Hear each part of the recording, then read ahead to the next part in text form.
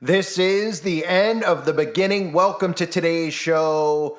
Burning Man, the Burning Man Ritual 2023 is taking place as we speak. And I cover this, or I should say another YouTuber has covered this over the years, every single year for the most part, because this is one of those events that's a pagan event that they normalize so that they can indoctrinate people with pagan, which really are satanic rituals. Now, most people see this and like, you're being a buzzkill, man. It's just a bunch of people that go out into the desert who want to express themselves, right? A bunch of freaks, really, that go out into the desert. We know what type of people are out at these events, and it has nothing to do with art. It has to do with a mass ritual. And of course, the normalization, like I just said, of these rituals. If you're not familiar with the Burning Man, we've seen so much programming over the years with the Burning Man in movies. We've seen it in things like Midsummer. We've seen it in things like The Wicker Man. These are rituals that are being done. I invited Danny to come to Sweden. You know what she's been going through. It's sort of a crazy festival. Special ceremonies and dressing up. That sounds fun. How long have you two been together? Just over 3.5 years. 4 years. Really? Yeah? It's like another world. Tomorrow's a big day. Is it scary? I don't know why you invited us. We only do this every 90 years.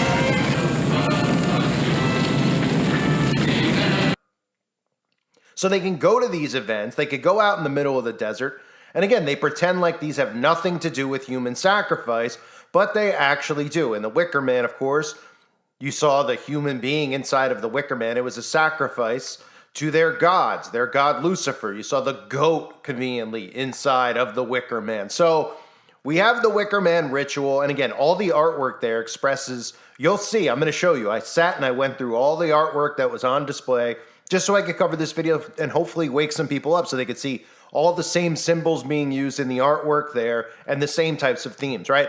And we start with this one, the Phoenix Rising, right? We're seeing it right now, the Phoenix rising from the ashes. They're burning everything. And of course, they paid homage to Ukraine, which of course they're doing by design. It is not Russia. It is, you know, a certain government doing it. Yeah, it's CIA Intel base over there in Ukraine. And of course, they're rebuilding it with the help of Larry Fink and BlackRock into what's going to be a New World Order headquarters. So the Ukrainian Phoenix burn starts rising from the ashes. They had this huge box on display. It looked like a big Jenga box. And of course, they burned it.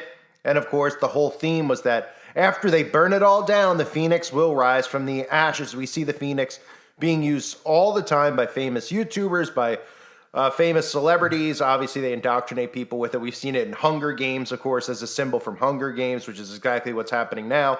And conveniently, they put the Phoenix rising right next to the One World Trade Center. After they did that burn down to the ground, they decided to make a mockery of everybody who was in there and who perished by putting a Phoenix rising from the ashes right next to it. So we see that common theme all the time with the New World Order. And speaking of common themes with the New World Order, because, you know, that building right there outside of One World Trade Center is called the Oculus. So how fitting here, of course, we have eyeballs all over the desert because all the rich people who go to Burning Man and all the freaks all love eyeballs, right? They're all there. They're, you know, when they create their, dating sites, their Tinder sites, to go on those sites to find the woman of their dreams or the man of their dreams, in most cases, the men of their dreams, they, of course, the first thing they're looking for is an eyeball, right? And, of course, a career in optometry because they're obsessed. So we have multiple eyeballs all over the desert. That's not a symbol of the New World Order and Lucifer.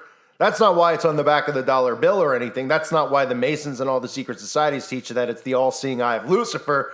No. It's just because eyeballs are pretty, right? So we have the theme called, the artwork called Nazar, as well as Oculus Oculi, right? Right in the middle there. We also had the rise out there where the eyeballs rising and the, putting up, projected out into the sky. You got a little trolley truck, right? Because this makes sense. It's a little trolley from San Francisco. Just got finished packing the fudge, so it headed out to the desert. And of course it has an eyeball right on the front. Why wouldn't it?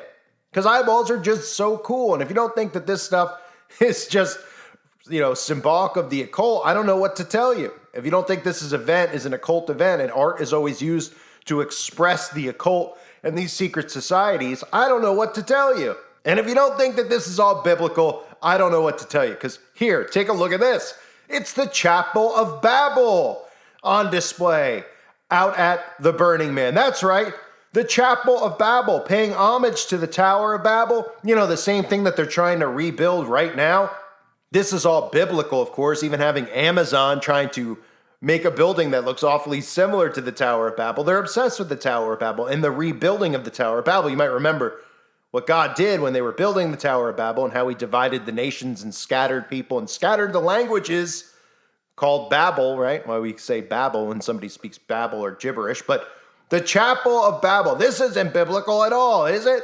And then, of course, we see some of the basic themes that we always see because all these people just are obsessed with butterflies, too. The ironic part is all of these people who are attending the event, while they love butterflies, are actually a part, or I should say victims, of MK Ultra mind control programming, Monarch Butterfly. Yeah, so we see the Monarch Butterfly, and conveniently all the people there are under deep, deep, deep mind control, the ones who don't know what's going on, but the majority of them probably do.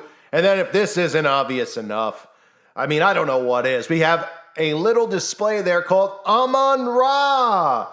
That's right, Amon-Ra. You might remember Aleister Crowley and Thelema chanting Amon-Ra during his sacrifice rituals and all the rituals that he performs. They're always calling out to Amon-Ra. Now, Amon-Ra in Egypt and ancient Egypt and all the secret societies worship Amon-Ra. Amon-Ra is sun worship, right? Amon-Ra, and you can even see here the art installation by David Servin Schreiber. I wonder what Schreiber is here.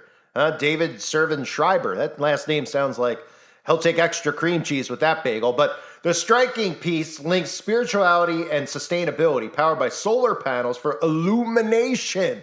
How convenient, that word illumination. It sounds like another word that ends with "adi." Right? As participants walk around the structure, they are encouraged to reflect on the interconnectedness of all living beings and their environmental responsibilities, right? Our environmental responsibilities, like enslaving us because of the environment. The installation fosters connections and raises awareness about sustainability through observation and discussion without requiring direct physical interaction. Amon-Ra serves as a testament to the profound gratitude of our planet, for our planet. Or you could just say Amon-Ra serves Satan, right? Let's just end the sentence right there. Right, then we move on here to a common theme always at Burning Man, and we actually saw this too with Queen Elizabeth right before they, sent her off into wherever she is now. We don't know what they're doing with these bodies other than the fact that they have the technology to mix iron and clay, and that probably she's mixed into some computer database somewhere, downloaded. But we saw this with Queen Elizabeth. Here it is. It's the Tree of Life. That's why they always use the tree. I covered even a commercial Axe did. I've covered a lot of things. You always see the Tree of Life, right? Where else do we see the Tree of Life? Oh, in the Bible, the Tree of Knowledge, right? The Tree of Knowledge of good and evil. That's what they're referencing here. And of course, in this specific book that's called the Baal, that's for the algorithm, so it doesn't pick it up. The people who are walking around wearing the red bracelets, yeah, they seem to love the Tree of Life, the Tree of Knowledge. So isn't that, that's a coincidence too. Speaking of which, let's move on here. The infinity symbol, I've covered this many times, or another YouTuber has in the past. The meaning behind being infinite, they use the infinity symbol because they feel like they're infinite. They're never going to go anywhere. Their secret orders are just going to change names, but remain. That's what they do. The OSS to the CIA, et cetera, the Illuminati to whatever you want to say their names are now, because they always try to pretend like, they disbanded, right? What isn't interesting with infinity, and we'll see this common theme there, doesn't that look like DNA strands, right? Isn't that interesting with everything that's going on now? They have other statues there, the face grinder, they all look like what we would call DNA strands. And there's a lot of weird stuff going on these days with DNA and what they're trying to do to it, right? Can't go into more detail here. Can on the website, uprisingrevival.com, but not here. So we have this infinite theme, again, New World Order, and these occultists believe that they're infinite. No matter what happens, they will continue to rebuild and remain. Then you have just constant reference to horses. And this couldn't be referencing the four horsemen of the apocalypse, could it? Or is this just because they're big fans of horses, too? We have horses with wings. We have orange horses. We have pale horses. We have all sorts of horses, right? Behold a pale horse, anyone? Of course, this is all biblical, but they'll just pretend like, hey, we're just people in the desert. Some of them like eyeballs, some of them love horses, and some of them love butterflies. And then we'll throw in the Chapel of Babel and pay homage to the Tower of Babel that we're trying to recreate. And then, of course, it wouldn't be a Burning Man if they didn't just openly worship Satan, would it? So we have a bull. We always have bulls there. This is for Baal worship. We have Love Thy Beast. You can see people here. You can see the statues here in a ritual magic circle. Of course, Love Thy Beast, a multifaceted interactive installation that welcomes everyone to participate in the journey of self-discovery. Divine beings have gathered together on the playa to offer the healing of introspection. Bearing a mirror on its chest, each being offers a moment to explore the depths of our reflection and a chance to greet ourselves with love, right? And it goes on with blah, blah, blah. This is all this new age satanic bullcrap. Well, they're just paying homage to the beast, of course, in the desert. Why wouldn't they? And, of course, paying homage to Satan himself with the devil's tritone, the musica Hell's Bells. So playing a little music there, a little frequency action. Of course, Satan being the prince of the air and all. You have a little bit of, some music there. You have some people who probably have something inside of them that'll make them, interact with that music in a sense when they feel those frequencies hitting them, right? You know what I'm getting at.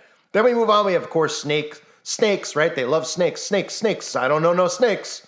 Oh, they know snakes pretty well. They love snakes. That's why you always see snakes in these music videos with these demons that promote and have snakes tattooed on their bodies. What do you think? They just see snakes and they love snakes? Of course, the snake, we all know where the snake comes from, and the reference to the serpent in the Garden of the Garden of Eden, and of course the temptation. And then we move on here, and this is another theme all the time I've covered. Another YouTuber's covered in the past with doors, right? Doors are symbolic of portals and gateways. So they have the secret temple in place, of course, the secret temple along with portals. You have porthole portal or butthole portal.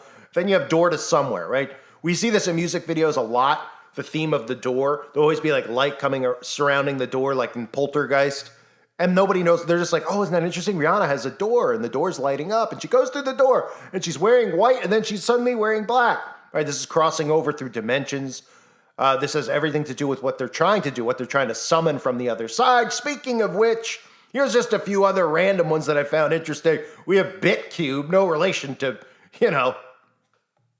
Bitcoin, right? You got BitCube. Of course, we know Saturn worship with the cube. Thought that was pretty interesting with everything going on with the digital currency and all, And then you have Children of the Future. Isn't it interesting?